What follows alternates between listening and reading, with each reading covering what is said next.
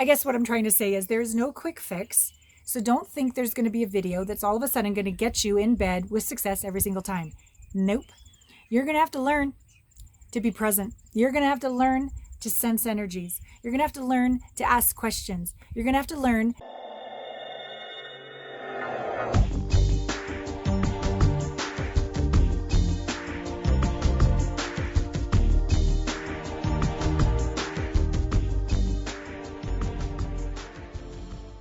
How do you initiate sex? My God, we could probably have like a 7-hour YouTube live episode here on this topic. Alana Pratt here, intimacy expert and the host of the podcast Intimate Conversations. So when it comes to initiating sex, there's many ways because there's many kinds of people. I'm sure you've heard of the love languages. The same author did the 5 apology languages. You've maybe heard of the erotic blueprint. There's different ways that all of us enjoy sexuality. And we have our predominant ones, and we can grow and evolve depending on how our partner is. And so some ways of initiating sex totally turn someone off. And then the very same way of initiating sex totally turns somebody on. And then just to make matters more challenging, sometimes if you do it on the first week of the month, it works, but the very same way on the second or third week of the month doesn't work as well because maybe hormones, maybe something happened at work, right? I guess what I'm trying to say is there's no quick fix. So don't think there's going to be a video that's all of a sudden going to get you in bed with success every single time. Nope. You're going to have to learn to be present. You're going to have to learn to sense energies. You're going to have to learn to ask questions. You're going to have to learn to mess up, show up again, and go for it again. This is called being resilient. This is called being a lifelong learner. This is called being curious. And it's also a way that you learn how to have an intimate relationship with yourself, because your worth, here we go, here's your worth, and here's successfully integrating sex. Most people collapse those. I'm good enough if I successfully initiate sex. I'm not good enough if I don't. That's a lie, people. A lot of my clients, when they come to me with intimacy, have their worth collapse with many, many things. Their accomplishments, their achievements, and I'm like, no, we need to have these 2 separate categories. Over here, you're going to win some, you're going to lose some. Okay, that's just life. I'm really sorry. Welcome to the planet. There's going to be good days and bad days. Okay, over here, it's different. Your worth is your worth. I am that I am. You're enough because you exist. And if you don't know that yet, not think it, know it. Know it in your bones. No matter what the circumstances are, no matter what anybody says or doesn't say, does or doesn't do, no matter what anything's going on the outside, if you don't know that you're enough, not perfect, because nobody's perfect, but enough, if you don't know that, some part of you, or a large part of you, is always going to be seeking success and achievements and accomplishments on the outside so that I'm good enough. Don't worry, I've done this too. I teach what I need to learn. A quick little story that has nothing to do with sex, but just to be a little vulnerable. 12-year custody battle, 2nd-year marriage. In the end, my son ended up choosing to live with his dad. So I'd maybe lost the house, had all this legal debt, a lot of things going wrong, but at least my son thought I was good enough. Now, where am I seeking my worth? Outside in. My son thought I was good enough. But then my son decided to live with his dad. And so there was no one and nothing left on the outside to prove my worth. That was a gift. Not fun, not comfortable, but a gift. Because I finally stopped seeking on the outside in. And I had to face on the inside that I didn't think I was good enough. And I had to learn how to integrate traumas and limiting beliefs and stop the emotional band-aid behaviors and get support so I could find my blind spots, because nobody can find their blind spot. I can find yours. Easy peasy, but I can't see mine to save my life. So I had to do the work. And then now I teach what I've learned, and I've developed 10 amazing, effective Alana Pratt method processes that support people in uncollapsing this worth with their accomplishments, so that not that I prefer people hating me or name calling or saying mean things behind my back or opting out of my email list or whatever they want to say. It's not like I prefer that, but I don't need that to know who I am and to know that I'm good enough and that I'm a gift, not by what I do, but by who I be. And no one can take that away. So back over to your, how do I initiate sex? If you don't know that and they're like, I don't like that, or that doesn't work, or screw you, or blah, blah, blah, and then you just never want to like approach your partner or a partner ever again, then I'm going to suggest that you are defining your worth from the outside in and you've collapsed it. Okay? So back to the question that you're like, can we please talk about sex? How can I do this? How can I initiate it? So for somebody more sensual, and you just open your legs or stick your dick in their face or whatever, it's probably not going to go so well. And so sensual is they're going to want to be touched first, or they're going to want something soft like velvety or cashmere. They're going to want to be in their body and have their body caressed and touched, not straight for the nipples and yoni, like the shoulders or the neck, or if you have hair that can be brushed, they like their hair brushed or something like this, right? Or their scalp massaged, or just a beautiful foot rub or hand rub can be amazing for a sensual person to then get in the mood for sex. Let's say somebody's just very energetic. So energetic being, when we speak, only 7% of our communication is the words. The rest is our body language, our tone, the energy that we're being. So somebody who's very energetic and you just say with 7% of the words, you want to have sex? They're going to be like, no, it's too much. It's too direct. It isn't encompassing 93% of how I'm wired. And so you're going to look across the room a certain way. You want to send a little foreplay text ahead of time.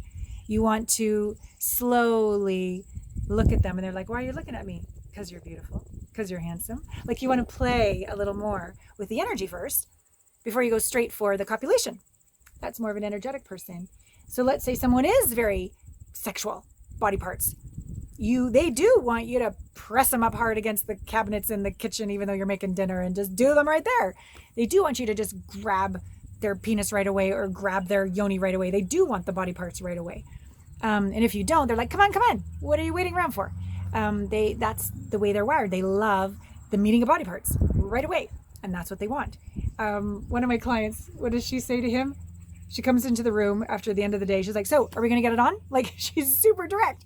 And he's like, oh, okay, super duper. Here we go. And that's natural for them. And that's playful and fun for them. And it turns them on. The last way is like kinky.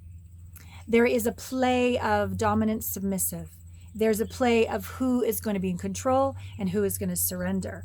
There could often be play with ropes or tying up, or maybe they're really into like sexy lingerie or chokers or this kind of thing. So you want to talk about that and explore what turns you on with kink and what doesn't, and where the boundary is and where the line is, and what is this is too much code word to say stop, all these kind of things. You want to have some good communication around this. But when there is this sense, like sometimes someone who's very, very masculine all day long in their job, maybe they have a big company and they run a lot of, have a lot of employees, or maybe they have a lot of kids. They're a mom and they have a lot of kids, or whatever it is. But anyways, they're in charge all day long. Maybe at the end of the day, they don't want to be in charge. They want to surrender. And you wouldn't think so because they're so alpha, but they want to be beta in the bedroom. Okay. So this is another way. And then last to initiate sex is to bring in some of that kink, taboo, domination, submission. And then the last way is that people can just sort of flow from time to time in the month, from time to time in the day. They're kind of like a chameleon. They're very much into reading their partner, or they're just open to how they feel in the moment. And they don't even know until you ask, until you check in. So you're like, oh yeah, sensual, got to do this. Well, not today. Today you got to tie me up. Or today you got to look across the room and notice that as we're having lunch that I don't have any underwear on. Oh my God, that took you 30 minutes to figure that out. How did that,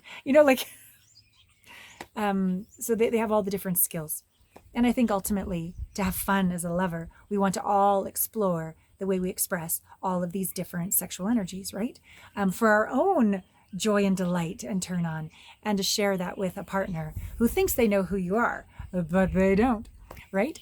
So this all comes down to our ability to connect with what we know, our ability to feel what we know, our ability to integrate any wounds so that we can keep our heart open and hear our intuition and feel our instincts and allow the best of our mind, not our reactionary fight or flight or freeze, right? But the best of our creative mind to bring possibilities and curiosity into the bedroom. So all of that comes down to your intimate relationship with yourself.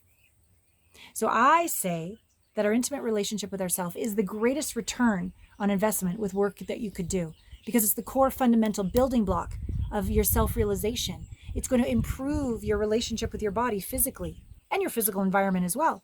It's going to improve your ability to have more positive, higher vibrational, more curious, more life-expanding thoughts. So your mental capacity, your emotional capacity to keep your heart open in the face of anything, which allows you to be stronger. Vulnerability is a strength, not a weakness. It's going to improve your spiritual relationship so that you feel at peace in your skin, on the planet that has your back. Your relationship to God, the divine, a higher power, your ability to connect more with nature and the elementals, yes? So that's physical, mental, emotional, spiritual. It's going to support you vocationally, because if you're not living your mission, vision, and purpose, you're just off the mark. And you're going to be off the mark when it comes to the next level financially as well. But when you're a direct hit with what you're here to do on the planet, the money flows as well, and you're happy. And life force energy can flow through you because you're not leaking it doing something mediocre out of fear or obligation that you ought not to be doing just to please society or please your parents or please, I don't know who, somebody, okay? Parentally, my God, if you can't be with your own discomfort, you think you can be with your kids? Nope. And you'll say things that you really regret and do things that you really regret. Yeah. And same with your parents, dealing with your aging parents. If you can't be with your own discomfort, how are you going to be when they start to get sick or old or have to deal with their money issues or, heaven forbid, like an Alzheimer's thing or cancer or something? You're not going to be able to be present and be with them if you can't be with yourself. So that's parental. Social, like, are the people in your life really up under you? Do you have a community that empowers you? Do you even know the kind of community that would light you up and delight you? So that's socially. And then today we've been talking about romantically and sexually. Obviously, those are going to improve when you have a solid, intimate relationship with yourself. But if you don't, all those 10 areas in your life are not going to be where they could be. So do the efficient work and enhance, strengthen your intimate relationship with yourself. That has been my experience, my clients' experience, my customers' experience. And so thank you so much for this question. And I hope part of it turned you on a bit. And I hope part of it really sunk you in to feel and face what you need to feel and face. That's going to be the root, the source, the seed, the core of you having an incredible sexual relationship. Has to do with your relationship with your body, your sexuality, and your truth, so that you can live your wisdom and have a delicious time in the bedroom and all places that you want to have sex. All right. AlanaPratt.com is how you can learn more. Subscribe if you haven't yet, so I can reach more people. With more subscriptions comes a better algorithm. So somebody who has this very same question will see this video because of you subscribing today. So thank you so much. All my love.